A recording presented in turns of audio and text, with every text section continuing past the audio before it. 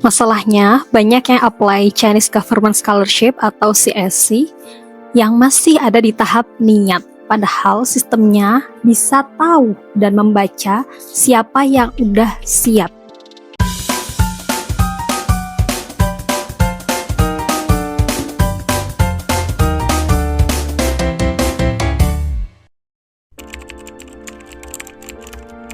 Halo, jadi Chinese Government Scholarship sedang buka pendaftaran untuk jenjang S1, S2, dan S3.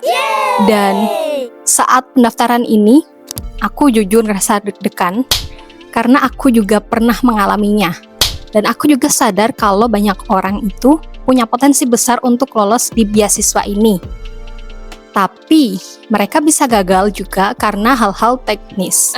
Nah, di sini aku bakal sharing tentang sudut pandangku sebagai awardee CGS tahun 2023 dan stay tune apa aja yang perlu kalian perhatikan sebelum submit di aplikasi Chinese Government Scholarship. Jadi tahun ini CSC atau CGS mereka memberikan kuota secara jelas di website kalau penerima beasiswa sebanyak 20 orang. Ini untuk semua jenjang S1, S2, S3. Jadi kalau kalian mikir, kalau aku S2 kayaknya aman, kalau aku S3 kayaknya aman. Belum tentu, karena yang dinilai tentunya dari seberapa kuat aplikasi, prestasi, IPK, kalau ada SCA juga dipertimbangkan, study plan semuanya dipertimbangkan. Jadi jenjang itu tidak otomatis memperkuat status penerimaan kalian. Ini tentunya adalah jalur A atau tipe kedutaan. Kalau teman-teman tahu, ada juga jalur B, jalur universitas, yang mana mereka punya kuota yang biasanya enggak diumumkan sih di masing-masing kampus. Deadline-nya tanggal 8 Februari 2026. Nah, di sini udah nggak perlu lagi kirim berkas fisik ke kedutaan, cuma perlu online. Kelihatan lebih mudah kan, tapi secara nggak langsung juga lebih tricky karena jangan sampai kita upload format yang salah atau detail yang salah yang membuat proses aplikasi di tahap administrasi ini gagal karena tanggal tes bahasa atau masa berlaku dokumen-dokumen atau tanda tangan atau simply formatnya salah. Jangan sampai. Yang selanjutnya yaitu pre-admission notice. Jadi di sini setiap aplikan dari beasiswa CGS atau CSC itu wajib untuk melampirkan pre-admission ini di tahap administrasi. Ini misalnya kalau kita udah dapet, nggak langsung otomatis kita dapet beasiswa gitu. Ini kayak sekedar checklist kelengkapan dokumen aja. Tapi kita dapet, otomatis langsung dapet beasiswa, enggak juga. Topik selanjutnya yaitu study plan atau research proposal. Nah, di sini bukan tempat kita untuk pamer seberapa brilian ide kita, tapi di sini untuk menunjukkan seberapa relevan bidang yang kita ambil dan bagaimana kita eksekusinya. Jadi misalnya rencana kita itu terlalu memakan dana banyak, harus dilakukan ratusan atau ribuan orang, terus kita nggak jelas langkah-langkahnya untuk melakukan itu gimana, itu nggak disarankan sih. Mendingan idenya atau strukturnya itu yang achievable, bisa kita lakukan. Ini bukan karena ide kita itu terlihat kecil, tapi menunjukkan ke reviewer kalau kita itu tahu batasan kita seperti apa, kemampuan kita, sekaligus tahu juga apa yang akan kita lakukan nantinya. Terus ada juga peraturan baru untuk pelamar beasiswa jenjang S1, yaitu harus submit atau apply dengan CSCA.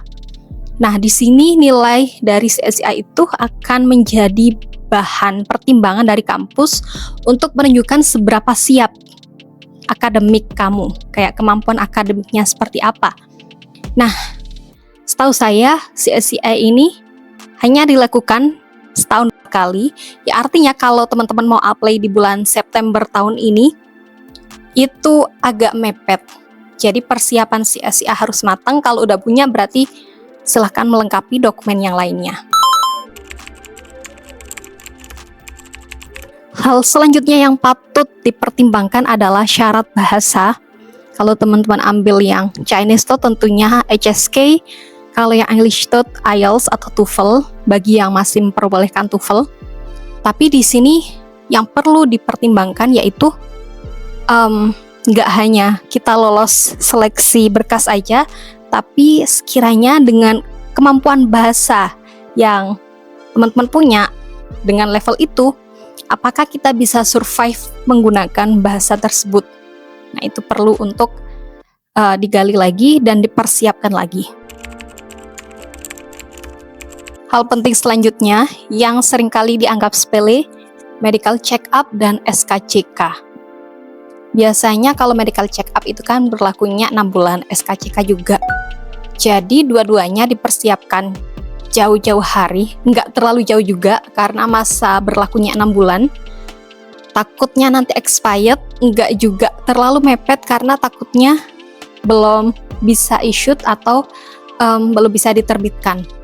Jadi ada rentang waktu yang teman-teman kasih kira-kira pas gitu, nggak terlalu mepet, nggak terlalu juga dini gitu. The next things to consider is about boleh nggak sih kalau kita penerima beasiswa CGS, CSC itu menerima beasiswa lain. Kalau beasiswanya sekedar kayak penghargaan satu kali itu boleh, tapi double funding atau double beasiswa itu nggak boleh. Jadi mending ambil satu funding habis itu anteng, karena kalau ketahuan ambil double funding itu konsekuensinya nggak main-main. Jadi penutup dari aku yaitu proses beasiswa itu lebih dari sekedar persiapan, keberanian. Pokoknya kalau bisa kita all in atau mengerahkan semua kemampuan kita, usaha kita. Persiapan yang matang tentunya penting. Jadi kalau kau mau, tinggalin jejak di komen untuk menganalisa kamu sekarang di tahap apa, sudah melakukan apa, dan akan melakukan apa. Karena dengan tulisan tadi biasanya kamu bisa punya arah apa yang harus aku lakukan di minggu ini, minggu depan, dan sebelum submit. Oke, cukup sekian dan see you on the next video.